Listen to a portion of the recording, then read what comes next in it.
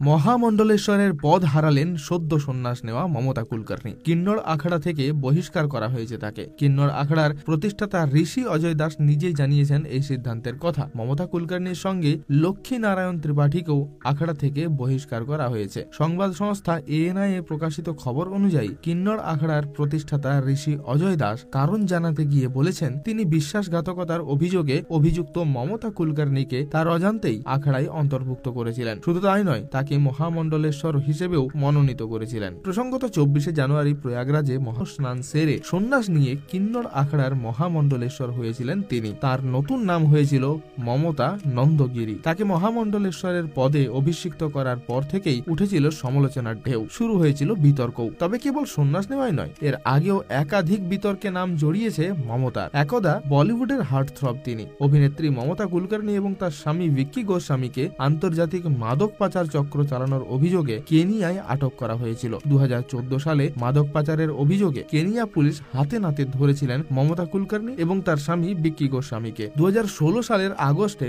মাদক মামলায় মমতা কুলকার্নি 8টি ব্যাংক অ্যাকাউন্ট ফ্রিজ করা হয়েছিল। পুলিশ সূত্রে জানা গিয়েছিল, মমতা কুলকার্নির নামে গুজরাট, মুম্বাই ও সংলগ্ন এলাকায় 8টি ব্যাংক অ্যাকাউন্টে 90 লাখ টাকা রয়েছে। মাদক মামলায় এই অ্যাকাউন্টগুলিকে ফ্রিজ করে নিয়েছিল পুলিশ। অভিযোগ ওঠে, আন্তর্জাতিক মাদক চক্রে কিংপিন ভিক্কি গোস্বামীর সঙ্গে মাদক কারবারে প্রত্যক্ষভাবে জড়িত হয়েছিল মমতা কুলকার্নি। 2016-তে মহারাষ্ট্রের থানের কাছে তল্লাশি চালিয়ে 2000 কোটি টাকার মাদক তৈরির কাঁচামাল উদ্ধার হয়। পুলিশ সূত্রে দাবি, ঘটনায় ধৃতদের জেরা করে ভিক্কি গোস্বামী ও মমতা কুলকার্নির নাম উঠে এসেছিল। যদিও কেনিয়া থেকে এক্সক্লুসিভ সাক্ষাৎকারে তার বিরুদ্ধে ওঠা সব অভিযোগ খারিজ করে দিয়েছিলেন মমতা কুলকার্নি।